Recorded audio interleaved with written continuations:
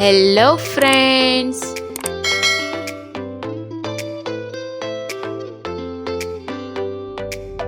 આજે હું તમારી માટે લઈને આવી ગઈ છું કોઈ પણ ઉપવાસમાં ખાઈ શકાય એવા એકદમ રૂ જેવા પોચા અને જાળીદાર ફરાળી ખાટા ઢોકળાની રેસીપી, જે એકદમ ટેસ્ટી અને ઇન્સ્ટન્ટ બની જાય છે।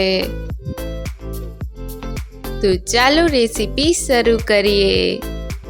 તો તેના માટે એક મિક્સચર જારમાં 1 કપ જેટલો સામો અને 1/4 કપ જેટલા સાબુદાણા એડ કરી દઈએ અને હવે તેને સારી રીતે પીસી લઈએ। અહીંયા સામો અને સાબુદાણાનો આ રીતનો કરકરો લોટ રાખવાનો છે। હવે તે લોટને એક બાઉલમાં લઈ લઈએ।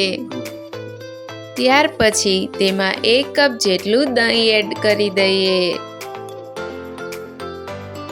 હવે 1 ચમચી જેટલી આદુ મરચાંની પેસ્ટ, સ્વાદ પ્રમાણે મીઠું, 1 ચમચી જેટલું તેલ અને 1/4 ટીસ્પૂન જેટલી ખાંડ એડ કરી દઈએ। હવે બધી જ વસ્તુને સારી રીતે મિક્સ કરી દઈએ। હવે તેમાં થોડીક છાશ એડ કરીને તેને પણ સારી રીતે મિક્સ કરી દઈએ। અહીંયા તમે છાશની જગ્યાએ પાણીનો પણ ઉપયોગ કરી શકો છો, પણ છાશથી ઢોકળા ખાટા બનશે। તો હવે બધી જ વસ્તુ સારી રીતે મિક્સ થઈ ગઈ છે। તો હવે બેટરને ઢાંકીને 15 થી 20 મિનિટ માટે રેસ્ટ આપી દઈએ।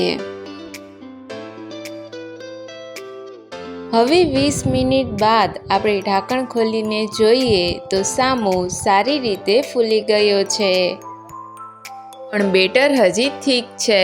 તો તેને ઢોકળાના બેટર જેવું કરવા માટે તેમાં થોડું પાણી એડ કરીને તેને મિક્સ કરી દઈએ।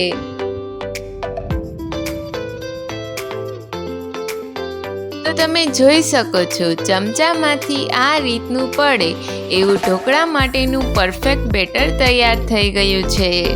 મેં અહીંયા ઢોકળાને સ્ટીમ કરવા મૂકી તેની પહેલાં જ ઢોકળિયામાં પાણીને ગરમ કરવા મૂકી દીધું છે અને ઢોકળા માટેની ડીશને આ રીતે તેલથી થોડી ગ્રીસ કરી લઈએ, જેથી ઢોકળા એકદમ સરળતાથી ઉખડી જાય। હવે ઢોકળાના બેટરમાંથી ઇન્સ્ટન્ટ ઢોકળા બનાવવા માટે 1 ચમચી જેટલો ઈનો એડ કરી દઈએ। હવે તેને એક્ટિવેટ કરવા માટે 1 ચમચી જેટલો લીંબુનો રસ એડ કરી દઈએ, જેથી ઢોકળા એકદમ ફૂલેલા અને સોફ્ટ બનશે। હવે બેટરને આ રીતે એક જ ડાયરેક્શનમાં ફેરવતા જઈને તેને મિક્સ કરી દઈએ। તો તમે જોઈ શકો છો બેટર પહેલાં કરતાં એકદમ ફૂલી ગયું છે। તો હવે બેટરને તેલથી ગ્રીસ કરેલ ડીશમાં એડ કરી દઈએ અને ડીશને ઢોકળિયામાં રાખી દઈએ।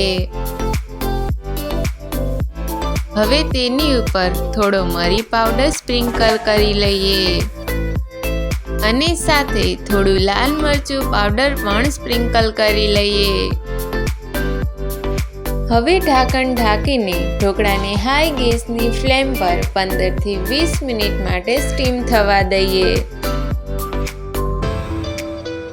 15 થી 20 મિનિટ બાદ આપણે ઢાંકણ ખોલીને જોઈએ તો ઢોકળા એકદમ સારી રીતે ફૂલી ગયા છે। હવે ઢોકળા બરાબર કૂક થયા છે કે નહીં તે ચેક કરવા માટે છરીની મદદથી ચેક કરીએ તો છરી એકદમ ક્લીન આવે છે, મીન્સ આપણા ઢોકળા એકદમ સારી રીતે કૂક થઈ ગયા છે।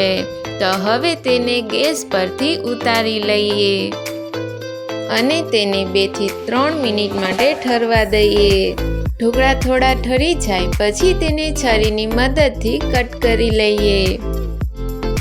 અહીંયા તમે ટ્રાયેંગલ કે સ્ક્વેર કોઈ પણ શેપમાં ઢોકળાને કટ કરી શકો છો।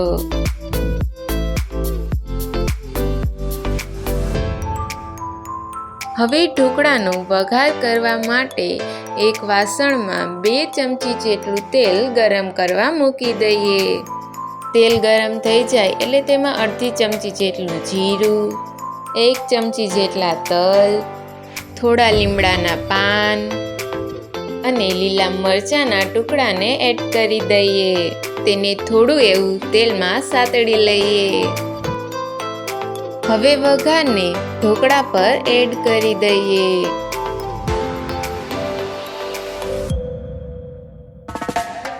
હવે ઉપરથી થોડા કોથમીરના પાનથી ગાર્નિશ કરી લઈએ. તો કોઈ પણ ઉપવાસમાં ખાઈ શકાય એવા એકદમ ટેસ્ટી ફરાળી ઢોકળા બનીને તૈયાર છે, જે એકદમ સોફ્ટ અને જાળીદાર બન્યા છે. તો જો તમને મારી આ રેસીપી ગમી હોય તો વિડીયોમાં લાઈક, શેર અને કોમેન્ટ કરવાનું ના ભૂલતા. અને ચેનલને હજી સુધી સબસ્ક્રાઈબ ના કરી હોય તો જલ્દીથી કરી લેજો.